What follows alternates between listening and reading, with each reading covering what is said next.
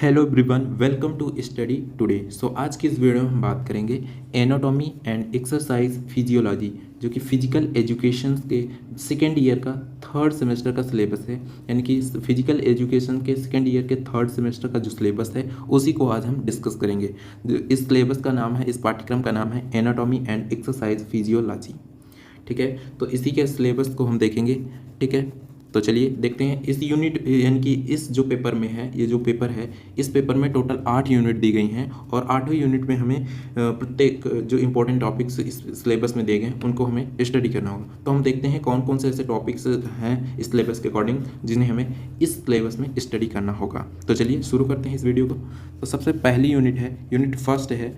Unit first में हमें introduction है, एनाटॉमी एंड एक्सरसाइज फिजियोलॉजी के विषय में, इसका इंट्रोडक्शन के विषय में पढ़ना पड़ेगा।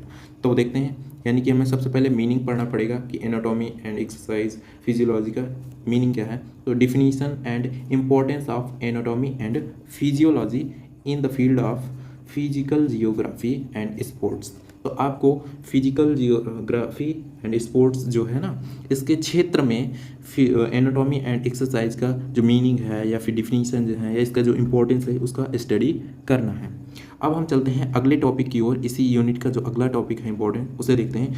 अगला टॉपिक है ब्रीफ इंट्रोडक्शन ऑफ सेल, यानी कि संक्षिप्त रूप में, यानी कि सेल का जो इंट्रोडक्शन है उसके विषय में पढ़ना है। टिश्यूज़ क्या है और organ and various system of human body, इसके विषय में आपको इंट्रोडक्शन लेना है। यानी कि किस तरीके से ये सिस्टम है, इसके सिस्टम के अंतर्गत यानी कि ह्यूमन जो सिस्टम है इसमें सेल का क्या इंट्रोडक्शन है, इसके विषय में आपको इन सभी चीज़ों के विषय में पढ़ना है इंट्रोडक्शन के रूप में। अब हम चलते हैं यूनिट सेकेंड की ओर। यूनिट सेकेंड में हमें क्या पढ़ना है? यूनिट सेकेंड में हमें स्केलेटल सिस्टम यानी कि कंकाल तंत्र के विषय में पढ़ना पड़ेगा। Structural and functional classification of bones, यानी कि हड्डियों के क्लासिफिकेशन एंड उसके स्ट्रक्चरल और उसके फंक्शनल के विषय में हमें पढ़ना पड़ेगा, है ना। अब हम देखते हैं अगला टॉपिक, जो यूनिट 2 का जो अगला इंपॉर्टेंट टॉपिक है, type of joints and major movements around them, है ना। तो इसके विषय में पढ़ना है। तो यूनिट 2 में हमें structural and functional classification of bones and types of joints and major movements around them, तो इन सभी चीज़ों के विषय में हमें पढ़ना है। अब हम देखते हैं अगले यूनिट की ओर और अगला यूनिट है यूनिट 3। यूनिट 3 में हमें पढ़ना है सर्कुलेटरी सिस्टम। सर्कुलेटरी सिस्टम्स क्या है उसके विषय में, इसमें पहला इंपॉर्टेंट टॉपिक जो है structural and functional of human heart, है ना। और उसके बाद तो सर्कुलेटरी सिस्टम इसको बोलते हैं परिसंचरण तंत्र। सर्कुलेट यानी कि परिसंचरण तंत्र, यानी इसके विषय में हमें देखना है इसका स्ट्रक्चरल क्या है एंड उसके बाद इसका फंक्शनल ऑफ ह्यूमन हार्ट, यानी कि हृदय के जो इसका फंक्शन, इसके कार्य क्या है और इसकी संरचना कैसे। उसके बाद देखते हैं सर्कुलेशन ऑफ बॉडी, यानी कि इसका परिवहन किस तरीके से बॉडी में परिवहन। उसके बाद देखते हैं effect of exercise on circulatory systems. Okay, तो एक्सरसाइज के वक्त सर्कुलेटरी सिस्टम पर क्या प्रभाव पड़ता है, तो इसके विषय में बताना है। तो यूनिट 3 में हमें पढ़ना है structural and functional of human heart, circulation of body and effects of exercise on circulatory systems. अब हम चलते हैं अगले यूनिट की ओर और यूनिट 4 है।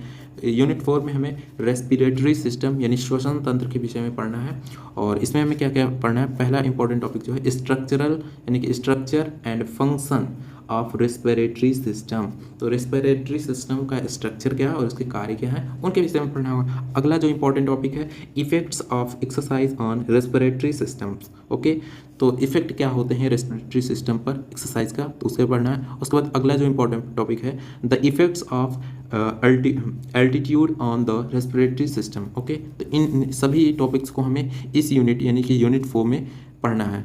तो कौन कौन से structure and function of respiratory system, effects of exercise on respiratory system, the effects of altitude on the respiratory system. अब हम देखते हैं अगले यूनिट की ओर। यूनिट 5 है। यूनिट 5 में हमें पढ़ना है डाइजेस्टिव सिस्टम यानी पाचन तंत्र। तो पाचन तंत्र के विषय में पढ़ना है। इसमें पहला इंपॉर्टेंट जो टॉपिक है structural and function of digestive system. उसके बाद देखते हैं अगले इंपॉर्टेंट टॉपिक अगला जो इंपॉर्टेंट टॉपिक है इंपॉर्टेंस ऑफ डाइजेस्टिव सिस्टम, यानी कि डाइजेस्टिव सिस्टम जो है इसका इंपॉर्टेंस क्या है, महत्व क्या है। उसके बाद देखेंगे मैकेनिज्म ऑफ डाइजेस्टिव सिस्टम, है ना, इसका मैकेनिज्म क्या है। उसके बाद देखते हैं effects of exercise on digestive system. तो हमें यूनिट 5 यानी कि डाइजेस्टिव सिस्टम में हमें पढ़ना है इसका स्ट्रक्चर, इसका फंक्शन के विषय में, और इसके इंपॉर्टेंस के विषय में, इसके मैकेनिज्म के विषय में, और इसके इफेक्ट्स के विषय में एक्सरसाइज के वक्त है। अब हम देखते हैं यूनिट 6 में हमें पढ़ना होगा नर्वस सिस्टम यानी कि तंत्रिका ब्रेन के विषय में, तंत्र के विषय में पढ़ना होगा। तो नर्वस सिस्टम में हमें सबसे पहले इंट्रोडक्शन देखना होगा कि नर्वस सिस्टम क्या है, बेसिकली इसके स्ट्रक्चर वगैरह। उसके बाद देखेंगे हम main organ of nervous system यानी कि मेन जो इसके पार्ट्स होते हैं, अंग होते हैं, उसके विषय में। उसके बाद देखेंगे functional classification of nervous system. उसके बाद रिफ्लेक्स एक्शन के विषय में पढ़ेंगे। तो यूनिट 6 में टोटल हमें इन टॉपिक्स के विषय में पढ़ना है, यानी कि नर्वस सिस्टम के तहत हमें इंट्रोडक्शन इसके विषय में, main organ of nervous system and functional classification of nervous system and reflex actions के विषय में पढ़ना है। तो यूनिट 6 में इतने सारे इंपॉर्टेंट टॉपिक्स थे। अब हम चलते हैं अगले यूनिट की ओर और देखते हैं अगले यूनिट में क्या क्या है।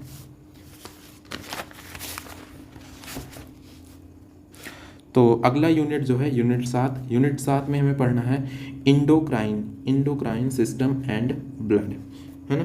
तो अंतःस्रावी तंत्र और रक्त के विषय में पढ़ना है। इंडोक्राइन सिस्टम यानी कि अंतःस्रावी तंत्र और रक्त के विषय में पढ़ना है। तो इसमें हमें देखना पड़ेगा कौन कौन से टॉपिक है। पहला टॉपिक है composition and function of blood. Composition यानी इसका संगठन कैसा है एंड इसका वर्क क्या है ब्लड का। उसके बाद देखते हैं अगला जो इंपॉर्टेंट टॉपिक है मीनिंग ऑफ इंडोक्राइन सिस्टम, यानी कि इंडोक्राइन सिस्टम का मीनिंग क्या है, इसका अर्थ क्या है, अंतःस्रावी तंत्र का अर्थ। अगला जो इंपॉर्टेंट टॉपिक है मीनिंग ऑफ ग्लैंड्स यानी कि ग्रंथियों का क्या महत्व है, अर्थ है। अगला जो इंपॉर्टेंट टॉपिक है endocrine glands, their location and functions, यानी कि इंडोक्राइन ग्लैंड्स जो अंतःस्रावी ग्रंथियां होती हैं उनके लोकेशन, स्थिति और उनके कार्यों के विषय में हमें अध्ययन करना होगा।